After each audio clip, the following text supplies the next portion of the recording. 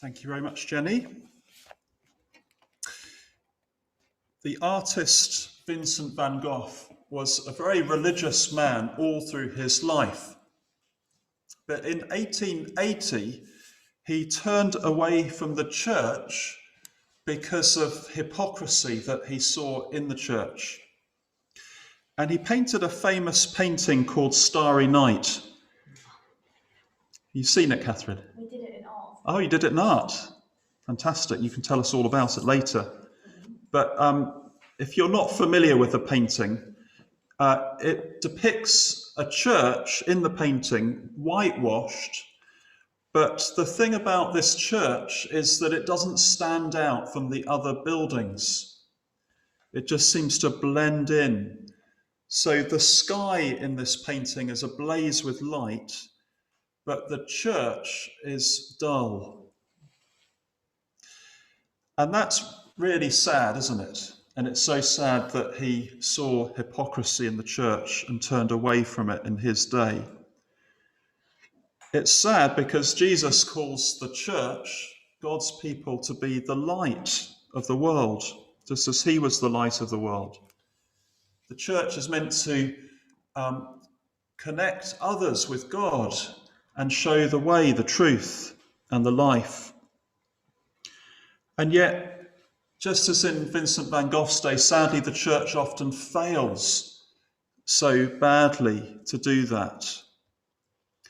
And perhaps no more so than in this whole area that we're thinking about this morning of the way we speak, the way we act towards each other, this whole thing about having a critical attitude and critical words that Jesus is speaking about this morning. There's a Simpson episode in which Homer goes round to his ultra-conservative Christian neighbours and he asks them what have they been doing during the weekend. And they say, we went away on a Christian camp. We were learning how to be more judgmental.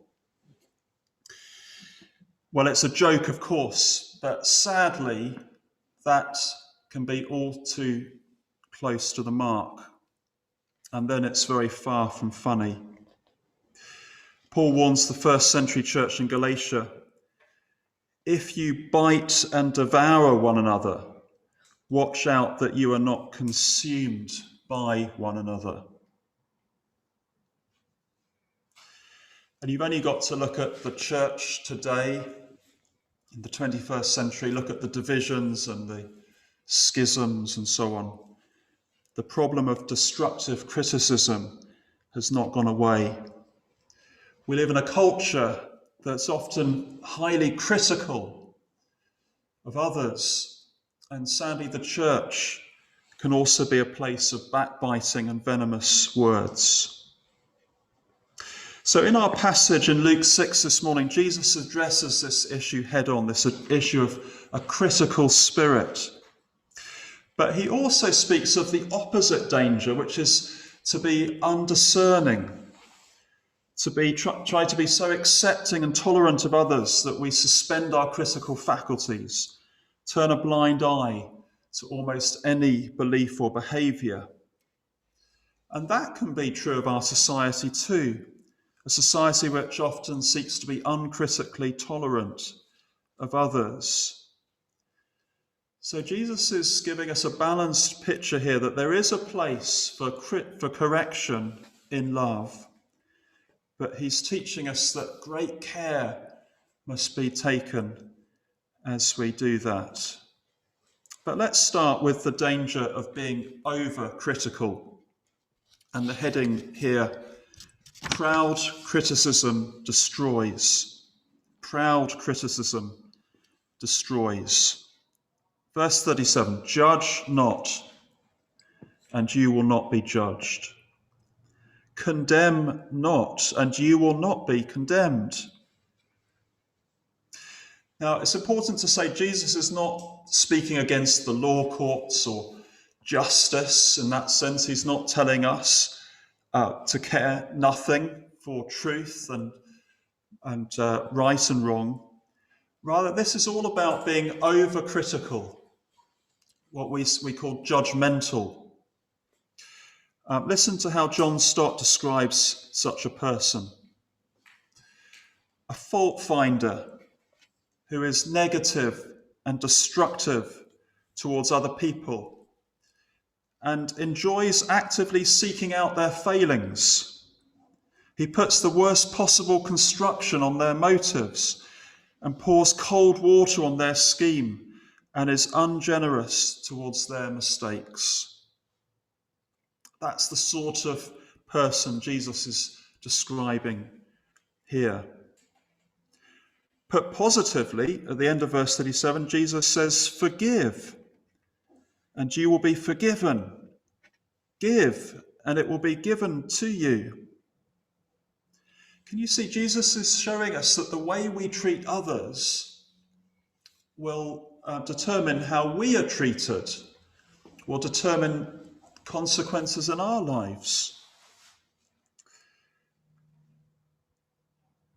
So he's warning us that if we have a proud, critical, judgmental attitude towards others, then our biting words will not only hurt other people, they will also come back to bite us and destroy us. But positively, if instead with God's help we can have a forgiving heart and a giving heart, then reward will come back to us, blessing from other people and from God himself. So the principle here is there at the end of verse 38. Jesus says, "For the measure you use, it will be measured back to you."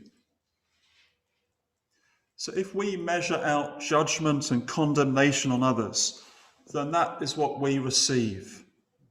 But if we measure out forgiveness and giving, then we receive that ourselves. We receive the forgiveness of others and the gifts of others, and most especially the forgiveness and gifts of God himself. So in verse 38, Jesus takes us to the marketplace, the grain market.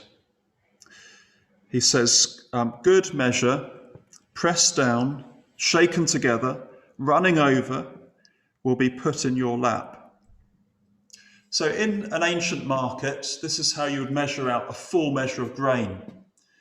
You would put the grain into your measuring container, and then you would shake it and press it down to get rid of any air gaps so that more grain could be put in until it was overflowing. That was how you made sure that you were giving a full measure to the other person.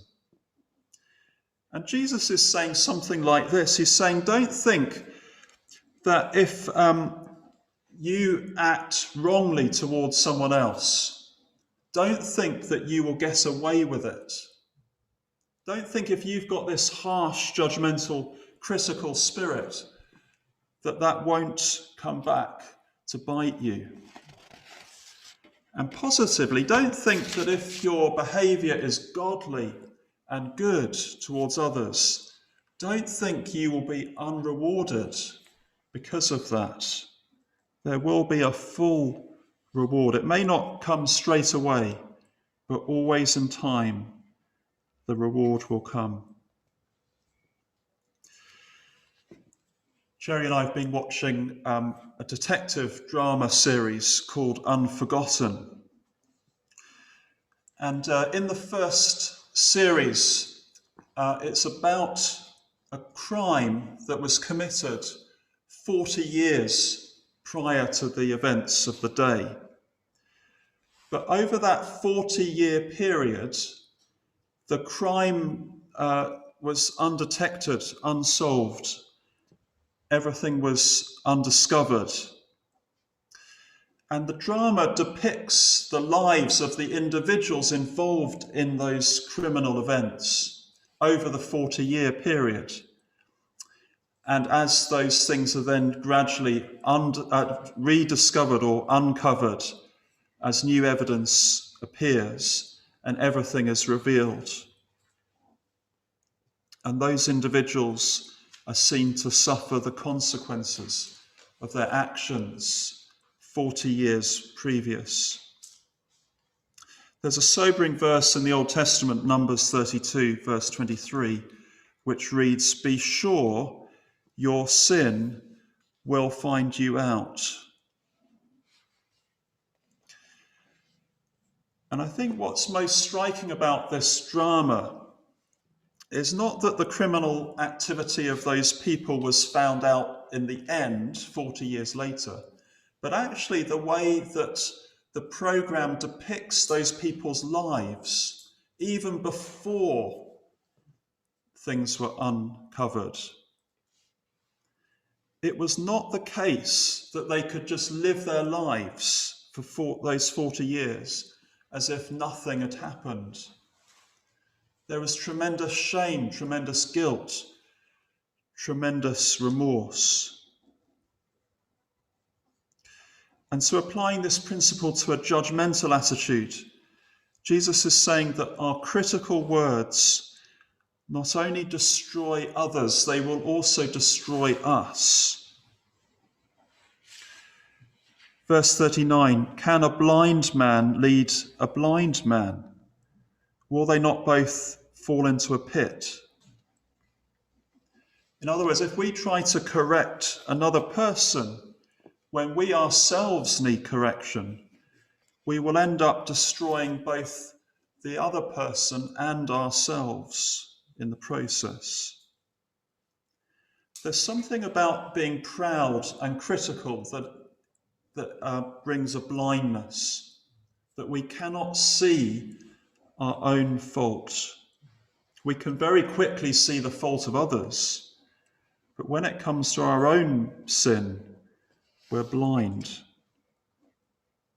And Jesus uses a rather comic illustration of this in verses 41 and 42. We have someone here who can see the tiny speck in someone else's life, in someone else's eye, and yet they can't see the great big log in their own eye. It's the mark of the proud hypocrite to be quick to see the faults of others, but slow to see their own fault.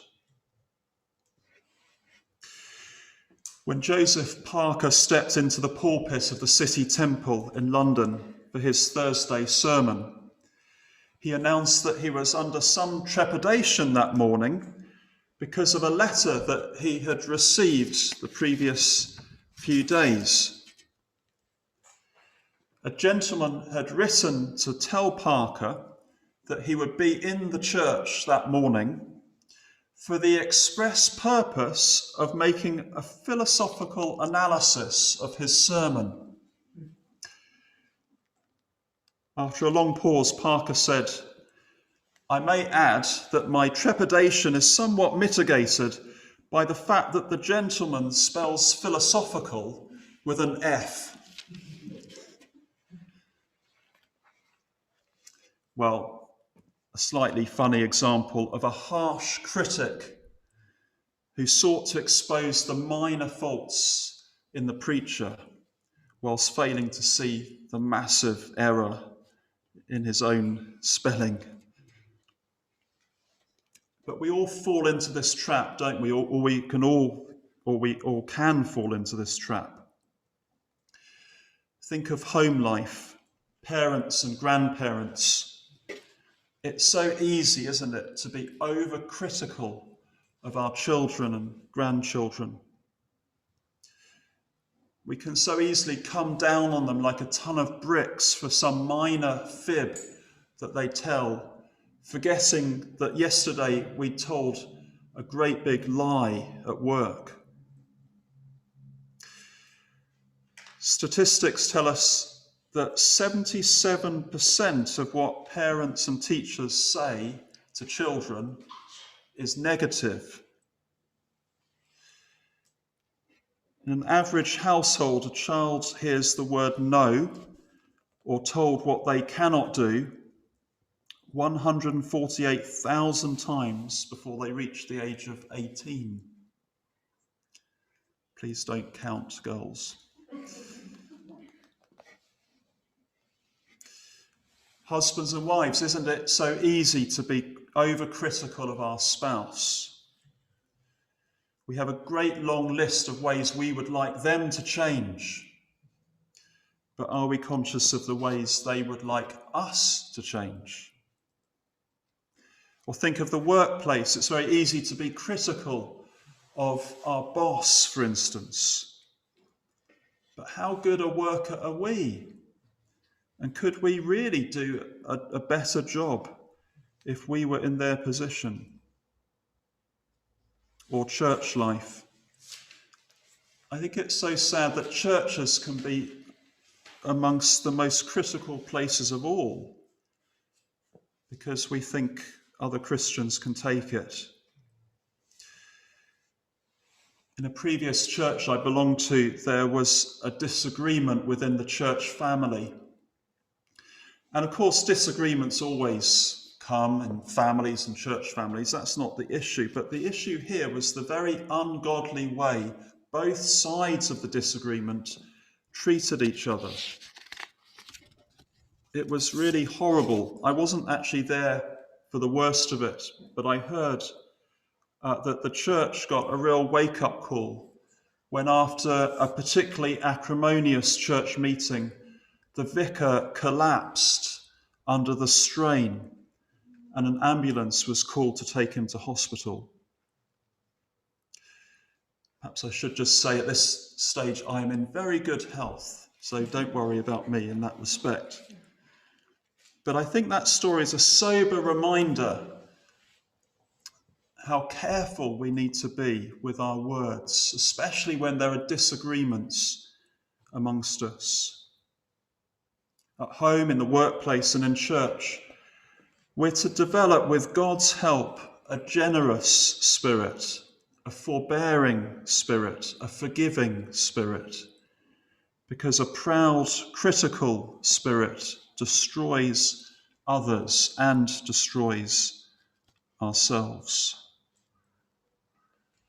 Secondly, and more briefly, humble correction builds up. Proud criticism destroys, humble correction builds up. Verse 42, first take the log out of your own eye, and then you will see clearly to take the speck that is in your brother's eye. I think Jesus is saying here that there is a place for correcting someone else, for removing the speck out of someone's eye. The thing with a speck in your eye is it's really annoying, isn't it? And although it is small, it's still there and it still causes a problem. And to have someone come lovingly and sensitively to remove that speck is a wonderful blessing.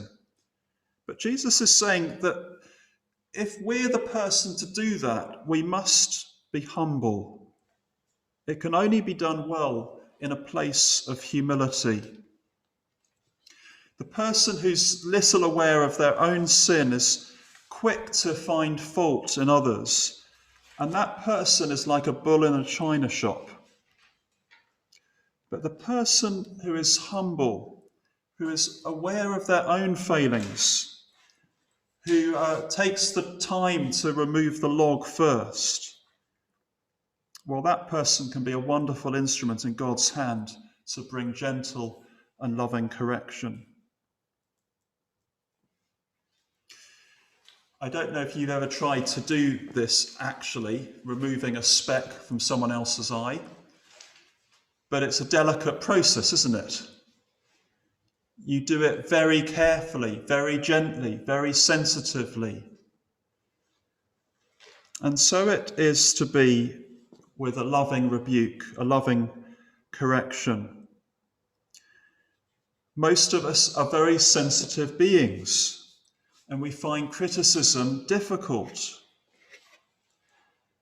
But if we're honest, we will appreciate someone gently coming alongside us when we've gone wrong and showing us the way back. If some churches and Christians are overcritical, then there are other churches and Christians who go to the opposite extreme, so accepting, so tolerant of doctrinal error and sinful behaviour, they can quickly become ineffective at best and dangerous at worst. Jesus is teaching us it's right to be discerning of error in others, although let's be quicker to discern error in ourselves first. Only as we are self-critical can we be in a position to correct others effectively for their good and for the good of the church. But when we seek to give this sort of godly correction, we're not only to discern our own spiritual state, but also think about the other person and where they're at. And I think this is the point of verses 43 and 44. Sadly, Jesus is saying there that there are people who just won't change. Trying to offer loving correction to that sort of person is like trying to find good fruit on a thorn bush. Jesus is encouraging us to be spiritually discerning of others. That's a very different thing from being judgmental and critical. But we are to be aware of the person that we're trying to help. The book of Proverbs in the Old Testament offers this wise advice. Proverbs 9, verse 8. It says, "Do not reprove a scoffer, or he will hate you. Reprove a wise man, and he will love you." Famous Australian evangelist John Chapman was once walking along the streets of Sydney, and a passerby recognised him and called out in a mocking voice, "Will you pray for me, Pastor?" And John Chapman looked him squarely in the face and replied in true Australian style, "Pray for yourself, you silly fool." Well, perhaps in our more reserved English culture, we might seek to be a bit more polite. But the principle applies. There are people who are not ready to receive spiritual help. And if we try to do so, it could cause more harm than good. But for those who will receive it, humble criticism builds up. Humble correction builds up. A delicate thing, but an important thing. And a thing that helps good trees bear more fruit. So, proud criticism destroys. Humble correction builds up. Another proverb reminds us, Proverbs 18, verse 21, "Death and life are in the power of the tongue." Our words are powerful things, either to give life or to take it away. And Jesus is encouraging us here to be so careful with the words we speak to others. But even more than that, Jesus is encouraging us here to be so careful about our hearts. He says at the end of verse 45, "Out of the abundance of the heart, his mouth speaks." We might be able to hold our tongue now and again, but we cannot change our hearts on our own. But thank God that he can change our hearts. Thank God that he is merciful, as we see in verse 36. He is merciful to forgive our pride, our foolish, destructive words. And he is merciful to change us, to humble us, and to enable us to bear good fruit. Let's pray together.